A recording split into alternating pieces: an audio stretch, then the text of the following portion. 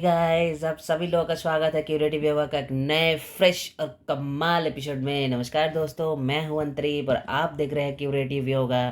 तो चलिए नया कुछ देखते हैं, नया कुछ सीखते हैं। दोस्तों आज की इस वीडियो में जैसे कि हमने चालू कर दिया है ऑलरेडी PYQs की सीरीज़, तो आज की इस वीडियो में हम डिस्कस करने वाले हैं 2019 का PYQs, यानी जिसमें हम सिर्फ और सिर्फ कवर करने वाले हैं एनाटॉमी एंड थेराप्यूटिक योगा के जितने भी क्वेश्चंस पूछे जा चुके हैं ऑलरेडी एग्जाम में, वो सारे क्वेश्चंस हम कवर करने वाले हैं आज की इस वीडियो में with all detail explanation.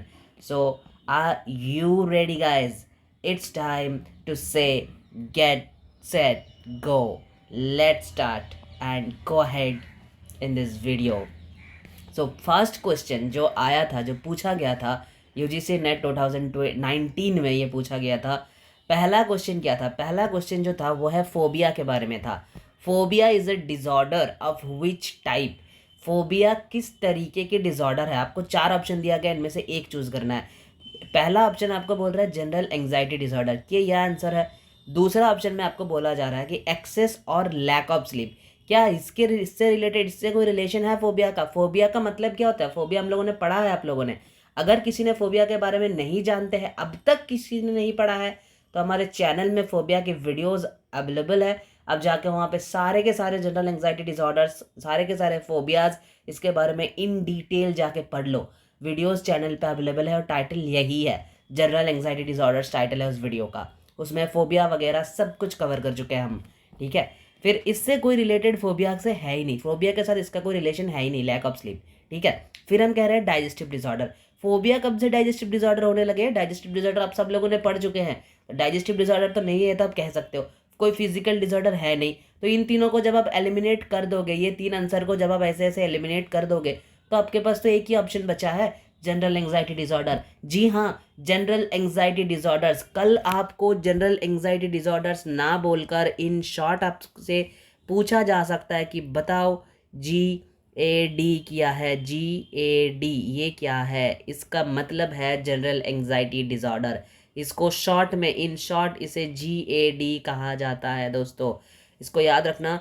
In short इसे GAD कहा जाता है, ठीक है। तो phobia is a type of GAD, यानी जनरल एंग्जाइटी डिसऑर्डर्स, ठीक है। इसका ऑप्शन 1 है। नेक्स्ट हम देखते हैं क्या क्वेश्चन पूछा है। नेक्स्ट पूछा है which of the following muscles are primarily affected during the practice of uddiyana bandha. ये बच्चों वाला सवाल है, मैं कहता हूँ ये सारे सवाल, ऐसे कुछ सवाल होते हैं, यकीन मानो मेरा इस बार भी होगा आपके एग्जाम में। अब बोलोगे सर ये 2019 में था, नहीं, हम 2023 का भी डिस्कस करने वाले हैं। देख लेना उस पैटर्न में भी, उस क्वेश्चन में भी ऐसा होता है भाई। उस क्वेश्चन में भी ऐसा होता है जो बिल्कुल बच्चे वाला सवाल होता है, ठीक है, जो बिल्कुल बच्चों वाला सवाल होता है, जो आपको आएगा ही आएगा। और उसी सवाल में आप लोग ज़्यादा कॉन्फिडेंस होकर गलत करके भी आते हैं। कई सारे लोग का जो गलत करके आते हैं, ठीक है, क्योंकि भाई मैं खुद पेपर दे चुका हूँ, मुझे पता है पेपर में ऐसा आता है। कुछ ऐसे सवाल है जो मतलब फ्री में नंबर देते हैं। ये आपको लग रहा है कि कोई UGC नेट देने वाला बच्चा, जिनको ये नहीं पता होगा which of the following muscles are primarily affected due to the practice of uddiyana bandha. कौन सा मसल से इफेक्ट होता है? क्या चेस्ट मसल इफेक्ट होता है? बिल्कुल नहीं होता है। क्या थ्रोट मसल्स? प्राइमरीली पूछा है, प्राइमरीली पूछा है, याद रखना। थ्रोट मसल्स होता है? नहीं जी। Muscles of back region? नहीं जी। कौन सा होता है? Abdominal muscles. ये सबको पता है कि उड़ियान बंद का मतलब होता है कौन सा? उड़ियान बंद जब हम लगाते हैं तो क्या करते हैं, हम पहले इनहेल करते हैं, फिर एक्सेल कर देते हैं, फिर अपने एब्डोमिनल रीजन को पूरा पीछे की ओर खींचते हैं। तो कौन सा मसल इफेक्ट होगा अगर हम एब्डोमिनल रीजन को खींच रहे हैं पीछे की ओर? तो जाहिर सी बात है कि हमारा एब्डोमिनल मसल जो है यही इफेक्ट होगा। तो यही हो गया आपके करेक्ट आंसर, ठीक है। अब चलो आगे चलते हैं, चलिए आगे चलते हैं। और नेक्स्ट क्वेश्चन क्या पूछ रहा है? नेक्स्ट क्वेश्चन पूछ रहे हैं gluconeogenesis is the process of formation of glucose from. कहाँ, मतलब आपको प्रोसेस कौन सा पूछा है, अच्छे तरीके से देखो। ग्लूकोनियोजेनेसिस पूछा है, ग्लाइकोलाइसिस नहीं पूछे है। ग्लाइकोलाइसिस नहीं पूछा गया आपसे, इसको याद रखना। ग्लाइकोलाइसिस नहीं पूछा, ग्लाइकोजेनेसिस नहीं है, ग्लूकोनियोजेनेसिस, ग्लूकोनियोजेनेसिस पूछा है। अब इनमें ना कई सारे बच्चे हैं जो कंफ्यूज्ड हो जाते हैं, कई सारे बच्चे कंफ्यूज होते हैं। देखो एक होता है आपका ग्लाइकोलाइसिस, ग्लाइकोलाइसिस, ठीक है, एक हो गया ग्लाइकोलाइसिस। एक होता है आपका ग्लाइकोजेनेसिस, ठीक है, ग्लाइकोजेनेसिस। एक हो गया आपका ग्लाइकोजेनोलाइसिस। एक आपका होता है ग्लूकोनियोजेनेसिस, ठीक है। अब इनमें से डिफरेंट क्या क्या है देखो। एक होता है सिस, लास्ट है, देखना कि लास्ट वाला वर्ड क्या लिखा हुआ है, ठीक है। यहाँ से हम कर सकते हैं, इस क्वेश्चन को सॉल्व कर सकते हैं, क्योंकि ये बड़ा आसान क्वेश्चन है। मुझे नहीं मालूम कि क्यों ये गलत होता है लोगों का। ये बड़ा आसान क्वेश्चन है। देखो लास्ट में कुछ एरिया है जहाँ पे लास्ट में आपका सिस मेंशन है, सिस, ठीक है, यहाँ पे सिस मेंशन है। यहाँ पे क्या मेंशन है, यहाँ पे लाइसिस, यहाँ पे मेंशन है जेनेसिस। इसको पूरा ले लो, यहाँ पे जेनेसिस है, यहाँ पे लाइसिस है, जेनेसिस और लाइसिस। यहाँ पे क्या है, जेनेसिस है, जेनेसिस। अब इसका मतलब होता है सिंथेसिस, इसका मतलब होता है सिंथेसिस। जहाँ पे जेनेसिस लगाया हुआ है, मतलब ये सिस लगाया हुआ है, सिस, लास्ट में एस आई एस देख लेना। अब आप कहोगे इसमें भी तो लास्ट में एस आई एस है, ये 1 नंबर, ये 2 नंबर, ये 3 नंबर, ये 4 नंबर। एक आप देखो, 2 3 4, इन तीनों में क्या लगा हुआ है लास्ट में, जेनेसिस। यहाँ पर भी, यहाँ पे है लाइसिस, यहाँ पे जेनेसिस, ठीक है। तो जेनेसिस का मतलब होता है सिंथेसिस। अब क्या सिंथेसिस होगा, लिखा क्या है, ग्लूको, क्या लिखा है, ग्लूको, मतलब ग्लूकोज बनेगा। ग्लूको सिंथेसिस होगा, मतलब ग्लूकोज बनेगा। किनसे बनेगा, नियो, मतलब नियो का मतलब ये होता है कि जो कार्बोहाइड्रेट वाला सब्सटेंस नहीं है, जो कार्बोहाइड्रेट सब्सटेंस नहीं है, उन सब्सटेंस में से नया फॉर्म में ग्लूकोज बनने वाले हैं। इसीलिए कहा गया है ग्लूकोनियोजेनेसिस, मतलब जो कार्बोहाइड्रेट यानी जो कार्ब सब्सटेंस नहीं है, जो कार्ब नहीं है, मतलब क्या है, जो फैट है और जो प्रोटीन है, जो प्रोटीन है, इन दोनों में से, इन दोनों सब्सटेंस में से जब ग्लूकोज बनता है, इन दो सब्सटेंस से जब ग्लूकोज बनते हैं, तो इसे कहा जाता है ग्लूकोनियोजेनेसिस।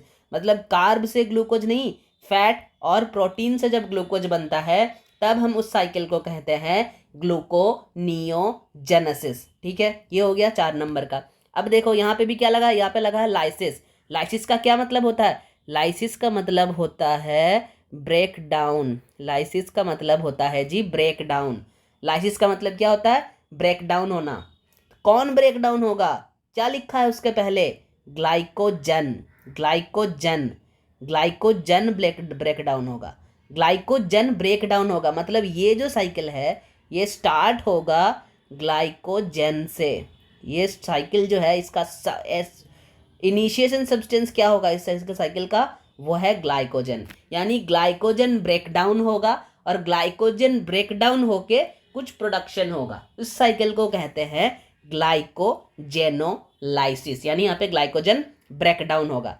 फिर जो दूसरे नंबर पे हमने साइकिल लिखा था, क्या लिखा था, ग्लाइकोजेनोसिस, क्या लिखा था, ग्लाइकोजेनेसिस लिखा था। जेनेसिस का मतलब क्या है, सिंथेसिस होना। कौन सिंथेसिस होगा, ग्लाइकोजन सिंथेसिस होगा। यानी कौन सिंथेसिस होगा, glucose to glycogen, glucose to glycogen. यहाँ पे क्या लिखा है, फर्स्ट सब साइकिल को देखो क्या लिखा है, लाइसिस लिखा है। उसका पहले क्या है, ग्लाइको, क्या है, ग्लाइको, मतलब ग्लूकोज। ग्लूकोज जो है वो क्या होगा, ब्रेक डाउन होगा। ग्लूकोज ब्रेक डाउन होके यहाँ पे कुछ नए सब्सटेंस बनेंगे। ग्लूकोज ब्रेक डाउन होके यहाँ पे कुछ नए सब्सटेंस बनेंगे। उसका नाम क्या है, उसका नाम है पायरुविक एसिड, उसका नाम है पायरुविक एसिड। तो इस तरीके से आप लोग इस सवाल, इस ये जो क्वेश्चन है इसका सॉल्व कर सकते हो। लाइसिस अगर लगा हुआ है मतलब ब्रेकडाउन है, सिस SIS लगा हुआ है तो इसका मतलब होता है सिंथेसिस, ठीक है। SIS के पहले लगा हुआ है ग्लाइकोजन, मतलब ग्लाइकोजन बनेगा। यहाँ पे ग्लाइकोजन फिर लाइसिस, ग्लाइकोजेनोलाइसिस बन गया दोनों को जोड़ के, मतलब ग्लाइकोजन यहाँ पे ब्रेकडाउन होगा। फिर लगा है ग्लूकोनियोजेनेसिस। तो आपको क्वेश्चन किन से पूछा है, आपको क्वेश्चन पूछा है ग्लूकोनियोजेनेसिस से रिलेटेड। क्या पूछा है, कि the process formation of glucose from, अब किन किन से प्रोसेस होता है बताओ यहाँ से देख के, किन किन से होगा? कार्बोहाइड्रेट से होगा? जी नहीं, कार्बोहाइड्रेट से तो नहीं होगा, तो किन से होगा? प्रोटीन और फैट। तो यहाँ पे देखो प्रोटीन कहाँ है, प्रोटीन का जो मेन यूनिट है वो क्या है? अमीनो एसिड्स है ना, तो है तो अमीनो एसिड, प्रोटीन नहीं लिखकर उन्होंने अमीनो एसिड लिख दिया, तो ये तो होगा आपका आंसर। और फैटी एसिड ये भी तो होगा। तो देखो अब बी एन सी कहाँ है, यहाँ पे बी एन सी नहीं है, यहाँ पे भी नहीं है, यहाँ पे भी नहीं है, तो हो गया आपका आंसर 4। अब देखो इसका आंसर 4 है कि नहीं, इसका आंसर 1 नहीं होगा, सॉरी, इसका आंसर हो जाएगा 4, सॉरी, हाँ बी एन सी बिल्कुल, इसका आंसर हो जाएगा 4, ठीक है। या यहाँ पे मैंने शायद गलत लिख दिया, इसका आंसर 4 होगा, बी एन सी होगा, amino acid and fatty acid, ठीक है। विटामिन नहीं होगा, कार्बोहाइड्रेट भी नहीं होगा। ग्लूकोनियोजेनेसिस कहाँ है, ठीक है, ये हो गया बी एन सी। चलो अब हम देखते हैं आगे, which of the following are wrist bone, इनमें से कौन कौन सा है जो रिस्ट बोन है? आपको चारों बोन्स के नाम दे दिया, 4 बोन्स के नाम दिया, पूछा है कौन कौन सा रिस्ट बोन है। इस क्वेश्चन को सॉल्व करने के लिए आपको बिल्कुल 206 बोन याद होनी चाहिए। इस तरीके की जो क्वेश्चन आते हैं, इस क्वेश्चन को सॉल्व करने के लिए 206 बोन याद होना बहुत ज़रूरी है। पहला क्या है? इनकस, ये रिस्ट बोन है क्या? नहीं, ये रिस्ट बोन नहीं है। तो ये कहाँ का बोन है? ये जी ईयर बोन है, ये ईयर बोन है। फिर आ गया लुनेट। रिस्ट बोन मतलब किसको कह रहा है? ये रिस्ट बोन का एक और टर्म है जो आप लोग पढ़ते हो। कौन से बोन है ये कौन से बोन है? ये कार्पल बोन्स के बारे में पूछ रहा है, कार्पल बोन्स के बारे में पूछ रहा है। रिस्ट बोन मतलब ये लोग कार्पल बोन्स के बारे में पूछ रहे हैं, ठीक है। कार्पल बोन्स को रिस्ट बोन कह रहे हैं। तो इनका कार्पल बोन है क्या? जी नहीं है, काट दो इसको। लुनेट बिल्कुल है, कैपिटेट बिल्कुल है, स्टेपिस ये भी तो सर ईयर बोन्स है, ये भी तो ईयर बोन्स है। तो दोनों ईयर बोन्स घुसा हुआ है, इन दोनों को एलिमिनेट करो। बी एन सी कहाँ? 4 में है बी एन सी, तो ये भी नहीं है, ये भी नहीं है, ये भी नहीं है, इन तीनों को काट दो, आपका आंसर बन गया 4। देखो इसके बारे में हमने एक अटैच कर दिया है सारे पिक्चर्स के साथ, आंसर क्या है? 4 ही है। अब देख लो, सारे रिस्ट बोन को याद कर लो, सारे रिस्ट बोन मैंने यहाँ पे मेंशन कर दिया। स्कैफॉइड होता है, ये होता है आपका स्कैफॉइड।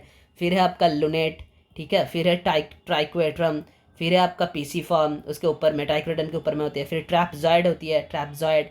फिर उसके बाद होती है ट्रैपजियम, ट्रैपजॉइड नहीं, ये ट्रैपजियम है, ये आपका ट्रैपजॉइड है। ये है कैपिटेट, ये है कैपिटेट, और ये है आपका हैमेट। Total 8 bones, total 8 carpal bones होते हैं। 1 2 3 4 5 6 7 8, टोटल 8 कार्पल बोन्स यहाँ पे हमने मेंशन कर लिया है। इसको आप पढ़ लो एक बार, ठीक है। और सारे के सारे 206 बोन याद होना बहुत ज़रूरी है, इनमें से क्वेश्चन हर बार पूछते हैं, ठीक है। फिर नेक्स्ट क्वेश्चन पे आते हैं।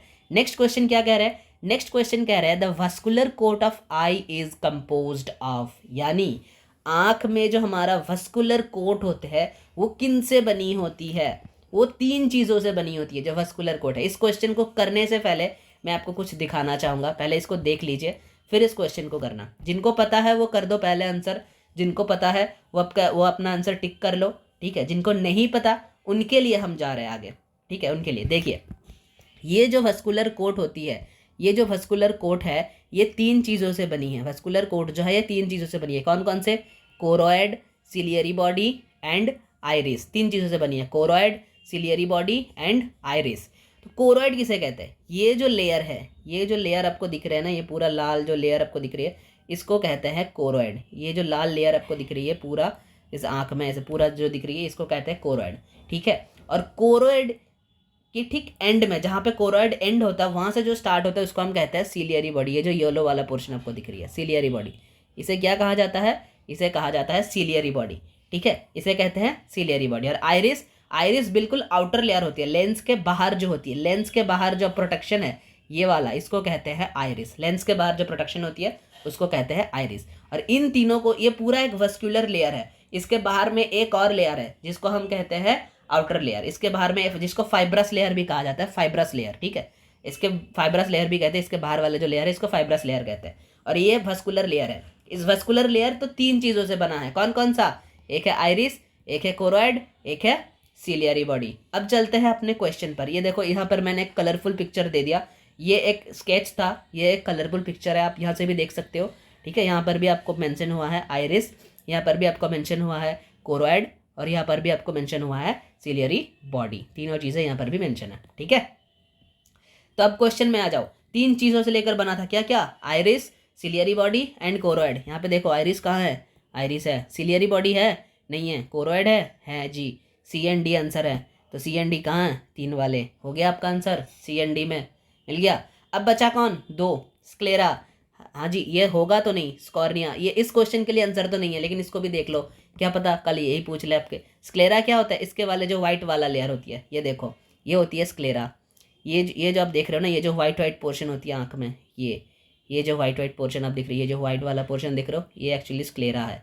इसको कहते हैं स्क्लेरा। ये देखिए, ये स्क्लेरा है। जो व्हाइट पोर्शन आप आँख में हमें दिखते हैं, उसको कहते हैं हम स्क्लेरा, उसको कहते हैं स्क्लेरा। उसके बाद क्या पूछा था, उसके बाद क्या पूछा था, कॉर्निया पूछा था। कॉर्निया क्या है, ये देखो कॉर्निया, ये सबसे आउटर लेयर होती है, सबसे आउटर लेयर। ये सबसे बाहर वाला लेयर, सबसे बाहर वाला। ये तो आइरिस था, ये तो लेंस को प्रोटेक्ट कर रहा था, आइरिस, जो हमने अभी भी पढ़ा। अब ये जो सबसे आउटर लेयर होती है, उसको हम कहते हैं कॉर्निया। सबसे जो आउटर लेयर होती है, उसको कहते हैं कॉर्निया। तो हो गया, क्वेश्चन को तोड़ मड़ोड़ के पूरा पढ़ लिया हमने। अब आगे चले, चलिए। तो इसका आंसर क्या हो गया, इसका आंसर हो गया 3। यानी देख लेते हैं एक बार क्वेश्चन में भी, क्वेश्चन में भी एक बार देख लेते हैं। ये 3 हो गया आंसर। चलो अब चलते हैं आगे। नेक्स्ट क्वेश्चन क्या कह रहा है, नेक्स्ट कह रहा है in constipation which asanas are contraindicated. इनमें से 4 आसन यहाँ पे पूछा गया आपसे। एक है त्रिकोणासन, एक है कुक्कुटासन, एक है पदस्थासन, एक है सर्वांगासन। अब मैं बताता हूँ इस क्वेश्चन के बारे में, थोड़ा कुछ चीज़ें मुझे बताना है। देखो, यूजीसी के हिसाब से जो आंसर को राइट किया गया वो है ANC, ठीक है, यानी 2 नंबर वाले, इस आंसर को राइट किया गया। हालांकि अगर आप थेराप्यूटिक पर्पज से पढ़ोगे ना, इस ये जो 2 आसन है, त्रिकोणासन एंड पदस्थासन, तो मैंने यहाँ पे आपको कुछ बुक्स की कट शॉटिंग हमने दिया है। अब देखना, इस कट शॉटिंग में आप लोग देख लो, कुछ शॉर्ट्स हमने यहाँ पे दिया है कट करके, कि यहाँ पे ना कहीं पर भी, यहाँ पे कहीं पर भी ऐसा मेंशन नहीं है, ना ही पदस्थासन के बारे में ऐसा कहा गया है ये बेनिफिटेड है। पदस्थासन के बारे में कॉन्ट्राइंडिकेशन में ऐसा कहीं पर मेंशन नहीं है जी कि ये पदस्थासन जो है ये लिमिटेशन है, ये पदस्थासन की लिमिटेशन है। पदस्थासन की लिमिटेशन में कुछ कहीं पर भी नहीं बताया गया कि पदस्थासन नहीं करना चाहिए कॉन्स्टिपेशन वालों को। ये मैं जो आपको बुक्स की कटिंग दिखा रहा हूँ, ये है योग फॉर डाइजेस्टिव डिसऑर्डर करके एक बुक है, एस व्यासा पब्लिकेशन के द्वारा पब्लिश की जाती है ये बुक्स, ठीक है। तो आपका हो गया पदस्थासन, यहाँ पे कहीं पर भी मेंशन नहीं है कॉन्ट्राइंडिकेशन में कि इसको नहीं करना चाहिए।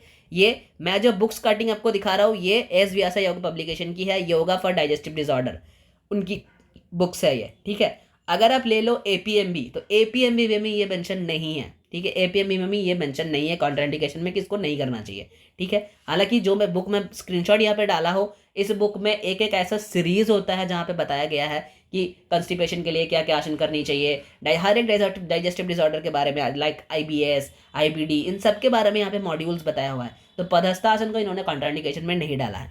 अब बात किया जाए त्रिकोणासन का, तो त्रिकोणासन के बारे में भी ये उनकी लिमिटेशन है त्रिकोणासन का, तो इसके बारे में भी ऐसा कुछ नहीं बताया गया है। इसका लिमिटेशन पढ़ लो, यहाँ पे लिमिटेशन में एब्डोमिनल सर्जरी जिनका हुआ है उनके लिए लिमिटेशन है, लेकिन कंस्टिपेशन के लिए ये लिमिटेशन नहीं बनाया गया है, कंट्राइंडिकेटेड नहीं है, ऐसा कुछ मेंशन कहीं पर भी नहीं है, ठीक है। हालांकि ये आसन ज़्यादा करनी नहीं चाहिए जो कंस्टिपेशन वाले हैं उनके लिए, लेकिन अगर UGC नेट में आपको सवाल पूछा जा रहा है तो इसका मतलब है कहीं ना कहीं इसको बुक में रेफरेंस इसका होना चाहिए। वरना जैसे कि अगर अब सवाल ऐसा होता कि हर्निया वालों के लिए कौन से आसन नहीं करना चाहिए, अब यहाँ पे आसन दे देते, तो वो सबको पता है, वो जनरल स्टेटमेंट है, वो सबको पता है, वो रिसर्च करके भी देखा गया है, रिसर्च पेपर भी अवेलेबल है कि फ्रंट बेंडिंग नहीं करना चाहिए, वहाँ पे आसान से सब लोग जवाब दे सकते हैं। हालांकि UGC की तरफ से ये इस आंसर को सही माना गया है, लेकिन ऐसा दोनों बुक्स मैंने तो देखा है, हमने दोनों बुक्स को जांचा है, लेकिन दोनों बुक्स में ऐसा मेंशन नहीं है, लेकिन UGC की तरफ से जो आंसर है वो यही है। अब आप लोग ऐसा क्वेश्चन अगर आप लोगों को आएगा, तो जैसे पिछले बार भी आया था तो उस क्वेश्चन को चैलेंज हो गया था, ठीक है। UGC एक बुक के हिसाब से क्वेश्चन कर दिया था, जैसे घेरन संहिता के रिलेटेड एक आया था पिछले बार एग्जाम में, ठीक है, तो वो चैलेंज हो गया था। ऐसे क्वेश्चन अगर आएंगे जहाँ पे किसी और बुक में कहीं और लिखा होगा तो वो क्वेश्चन चैलेंज हो जाता है आगे जाके, ठीक है, और उसकी नंबर सभी को मिल जाता है। तो चलिए इसी के साथ आगे बढ़ते हैं नेक्स्ट क्वेश्चन की ओर। तो नेक्स्ट क्वेश्चन क्या कह रहे हैं, नेक्स्ट क्वेश्चन में कह रहे हैं कि which is the following yogic practices do not affect positively in depression. अब बताओ, यहाँ पे 4 प्रैक्टिसेस दिया गया है, ये डेंजरस वाला वर्ड है, नॉट, मैं हमेशा कहता हूँ ये डेंजरस वर्ड है एग्जाम में, इसको ख्याल रखना कहाँ पे मेंशन है। यहाँ पे तो बड़ा करके मेंशन किया है आपको। जब अभी जो जैसे क्वेश्चन आता है ना, जो जिस तरीके से क्वेश्चन आता है, हालांकि एक बार कई सारे कंप्यूटर्स ऐसे होते हैं जहाँ पे आपको एक बार में ना पूरा क्वेश्चन दिखेगा नहीं, स्क्रॉल करना पड़ता है माउस लेके। तो पहले चेक कर लेना कि अगर आपकी कंप्यूटर वैसे है तो आप रिक्वेस्ट करो एग्जामिनर वहाँ पे जो भी हॉल में जो आपका इन्विजिलेटर होगा उनसे बोलो कि मुझे इस कंप्यूटर में नहीं देना है, मुझे कोई दूसरा मशीन अलाउ कर दो। जो छोटे छोटा मशीन होता है ना उसमें स्क्रॉल करना पड़ता है, अगर ऐसा मशीन आ गया तो मत लो एग्जाम में, ठीक है, मत लो, उसको स्विप करने के लिए रिक्वेस्ट करो। क्योंकि ये वाला जो वर्ड है ये बहुत डेंजरस है, और एग्जाम में अगर आप मतलब आपको हर बार अगर ऐसे स्विच करना पड़ेगा, एक बार स्क्रॉल करना पड़ेगा, तो आपसे सवाल छूटेगा ही छूटेगा, मेरी बात मान लो, ठीक है। वैसा मशीन स्विच कर लेना चाहिए। तो यहाँ पे क्या कह रहा है, यहाँ पे कह रहा है नॉट बताया हुआ है, not, do not effect positively in depression. Depression में कौन पॉजिटिव इफेक्ट नहीं करते हैं। तो पहले मुझे एक बात बताओ, आपको है डिप्रेशन, आप उस हालत में क्या आप शवासन प्रेफर करोगे?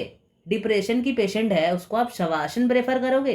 तो पहली बात तो एक तो सवाल आपको दिख ही रहा है कि ये तो नहीं होगा बिल्कुल, मतलब ये पॉजिटिव इफेक्ट नहीं देता है, मतलब ये आपका आंसर होगा शवासन। तो अब देखो बी वाला ऑप्शन कहाँ कहाँ है, तो बी इन दोनों में है, ठीक है, मतलब इनमें भी बी नहीं है और इनमें भी बी नहीं है, तो ये दोनों तो नहीं हो सकता है मेरा आंसर।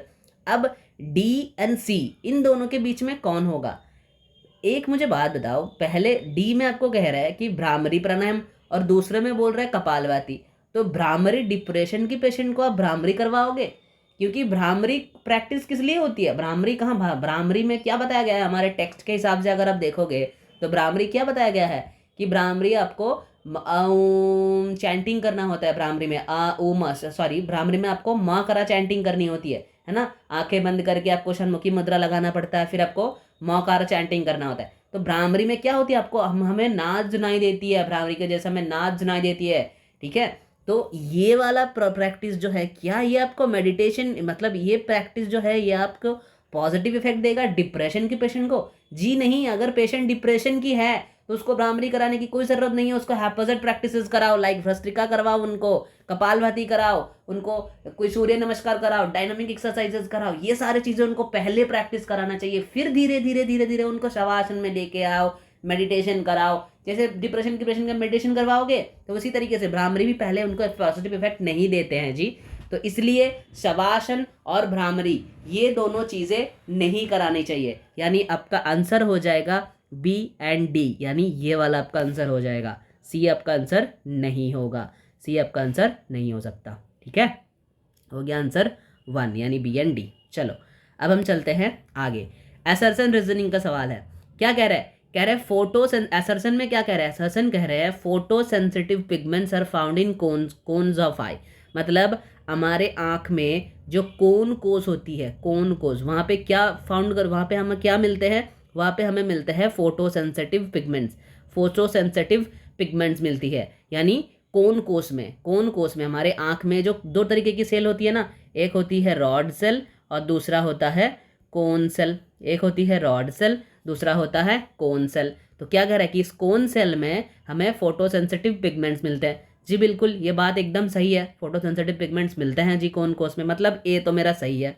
अब ये वाला आंसर तो नहीं हो सकता, इसको तो पहले हटाओ, और दोनों ट्रू हो सकते हैं, ये दोनों हो जाए, अभी इन तीनों में से कोई एक आंसर होगा। अब देखो रीजन में क्या कह रहे हैं, रीजन में कह रहे हैं कि the sensation of different colours are not produced by various combination of 3 types of cones and their photo pigments. बड़ी चालाकी के साथ, बहुत चालाकी के साथ छोटा सा यहाँ पे नॉट लगा दिया। ये पूरा सेंटेंस करेक्ट होता अगर ये नॉट यहाँ पे नहीं होता तो, लेकिन यहाँ पे जी नॉट लगाया हुआ है। ये बिल्कुल सेंटेंस करेक्ट होता अगर ये नॉट नहीं होता, क्योंकि यही फंक्शन है कोन कोस का। This sensation of different colours are produced by various combination of 3 types of cone. तीनों तरीके की कोन सेल्स होते हैं जो डिफरेंट फोटो पिगमेंट्स के सेंसेशन को प्रोड्यूस्ड करते हैं, जिसकी वजह से कलर्स रिफ्लेक्ट होते हैं, हमें चीज़ें दिखने लगती हैं। यहाँ पे बिल्कुल इसका उल्टा बात कह दिया नॉट लिख कर, तो ये है डेंजरस, इसलिए मैं कह रहा हूँ इसको डेंजरस कहते हैं। अब इसको पढ़ोगे जल्दबाजी में नॉट हट जाएगा आपके दिमाग से, जल्दबाजी में नॉट हट जाएगा, क्योंकि हमारा दिमाग जो है वो इमेज पे काम करती है और नॉट का कोई इमेज नहीं बनता। नॉट का कोई इमेज बनता ही नहीं है, इसलिए नॉट हमें दिखती नहीं है, इसलिए ये क्वेश्चन गलत होता है।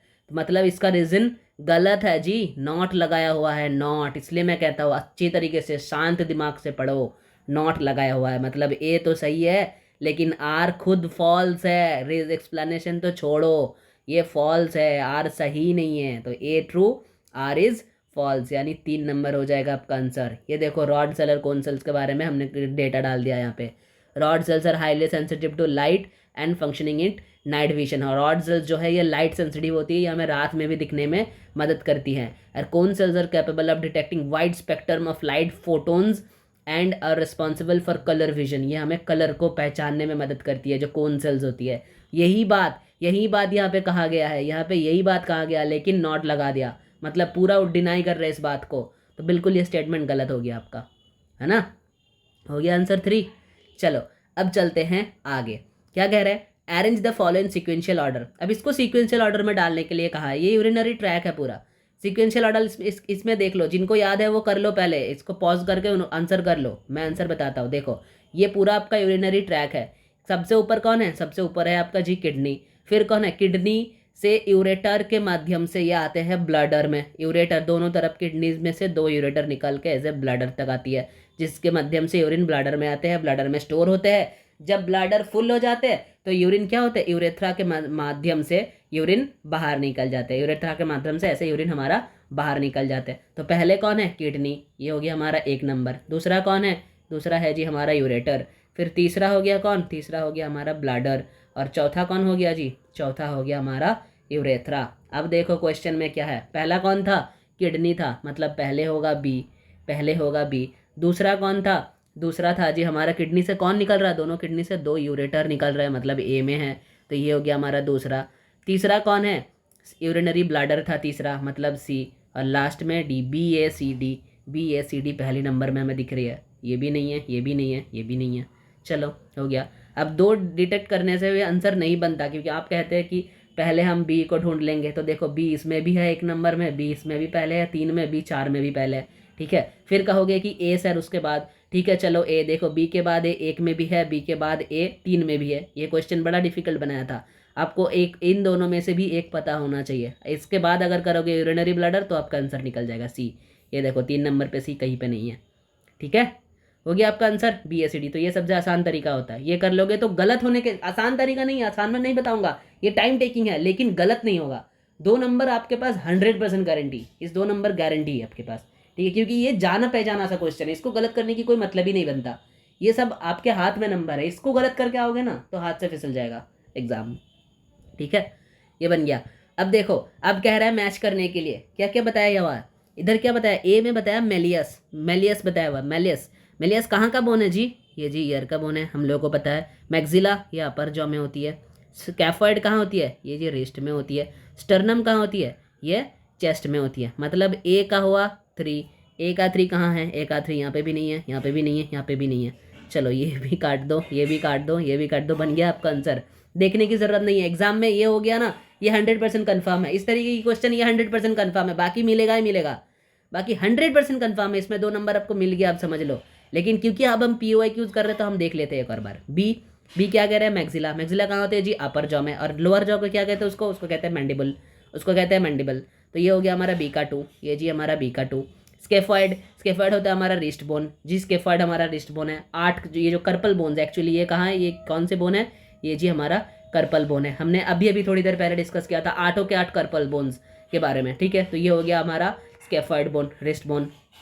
फिर है हमारा स्टर्नम, जिस स्टर्नम तो हमको पता है कि हमारा चेस्ट में होती है। स्टर्नम, स्टर्नम बोन्स जो है ये हमारे चेस्ट में होती है, ठीक है। रिब के जिसके साथ जुड़ी हुई होती है, ये हमारा स्टर्नम। जो ट्रू रिब्स जिनके साथ जुड़ी हुई होती है, हमारे सारे के सारे जो रिब्स जो है वो जुड़ी हुई होती है स्टर्नम के साथ, है ना। तो इसको हम कहते हैं स्टर्नम बोन्स। तो ये हो गया हमारा चेस्ट में। अब चलते हैं आगे, यानी 3 हमारा आंसर हो गया जी, 3 हमारा आंसर हो गया। चलो अब आगे चलते हैं, क्या कह रहे हैं फिर मैचिंग दिया है। डायबिटीज़, इधर डिजीज़ के नाम बोल रहे हैं और इधर बोल रहे हैं कि इसके लिए बेस्ट यौगिक प्रैक्टिस कौन सी है। डायबिटीज़ के लिए बेस्ट यौगिक प्रैक्टिस जो होता है वो है अर्धमत्स्येंद्रासन, वो है अर्धमत्स्येंद्रासन। क्यों, क्योंकि ये एब्डोमिनल ट्विस्ट है, ये एब्डोमिनल ट्विस्ट है जी। अब कह रहे हैं क्या, दूसरे में क्या है, दूसरे में है ब्रोंकियल एस्थमा। ब्रोंकियल अस्थमा में हो जाएगा गमुख, गमुखासन। अच्छा चलो इस तरीके से ढूंढते हैं। पहले डायबिटीज़ का हो गया ए मतलब अर्धमसिंद्रासन, ए का 1। अब देखो ए का 1 कहाँ पे है, इसमें है, इसमें है। चलिए आगे बढ़ो। बी का कहाँ है, ब्रोंकियल अस्थमा। ये चेस्ट एक्सपेंशन प्रैक्टिस लगेंगे। ब्रोंकियल अस्थमा मतलब चेस्ट एक्सपेंशन प्रैक्टिस। चलो गमुखासन चेस्ट एक्सपेंस होगा इसमें बहुत ज़्यादा, क्योंकि हम हाथ पीछे लेते हैं, हम ऐसे पीछे करके गमुखासन में हम जब हाथ को पकड़ते हैं तो चेस्ट को काफ़ी एक्सपेंशन करना पड़ता है, चेस्ट को काफ़ी एक्सपैंड करना पड़ता है। यानी बी का हो गया 4। अब देखो बी का 4 इसमें है क्या, नहीं है जी, इसमें नहीं है, मतलब ये तो नहीं है। तो हो गया आंखें बंद करके 4 नंबर, और कुछ देखने की भी ज़रूरत नहीं है। बी का 4 आंखें बंद करके देखो, आपको हो गया बी का 4, हो गया ना, तब बस आगे बढ़ जाओ, देखने की ज़रूरत नहीं है। लेकिन क्योंकि हम अभी प्रैक्टिस कर रहे हैं तो हम पूरा देखेंगे। तो ये आपका आंसर नहीं है, ये भी नहीं है, ये भी नहीं है, ये 4 आपका आंसर हो जाएगा। क्या कह रहे हैं, लंबर स्पॉन्डिलोसिस। सी में कह रहे हैं लंबर स्पॉन्डिलोसिस।